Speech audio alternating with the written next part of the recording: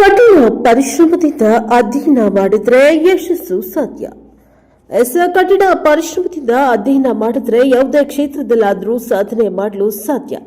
ಸಾಧನೆಗೆ ಪರಿಶ್ರಮವೇ ಹೊರತು ಅನ್ಯ ಮಾರ್ಗವಿಲ್ಲ ಎಂದು ಶಿವದೇವಾನಂದ ಗುರುಜಿ ಹೇಳಿದ್ದಾರೆ. ಮಸ್ಕಿ ತಾಲೂಕಿನ ತುಂಗಭದ್ರಾ ಪದವಿ ಪೂರ್ವ ಕಾಲೇಜಿನಲ್ಲಿ ಹಮ್ಮಿಕೊಂಡಿದ್ದ 15ನೇ ವರ್ಷದ ಕಾಲೇಜು ವಾರ್ಷಿಕೋತ್ಸವ ಹಾಗೂ ದ್ವಿತೀಯ ಪಿಯುಸಿ ವಿದ್ಯಾರ್ಥಿಗಳ ಬೆಳ್ಕೊಡುಗೆ ಸಮಾರಂಭದ ಉದ್ಘಾಟನೆಯನ್ನು ನೆರವೇರಿಸಿ ಮಾತನಾಡಿದರು. ಪ್ರಸ್ತುತ ದಿನಗಳಲ್ಲಿ ಅಂಕಗಳ ಜೊತೆಗೆ ಜೀವನದ ಮೌಲ್ಯಗಳು ಬೆಳೆಸಿಕೊಳ್ಳಬೇಕಾದ ಅಗತ್ಯವಿದೆ ಎಂದರು.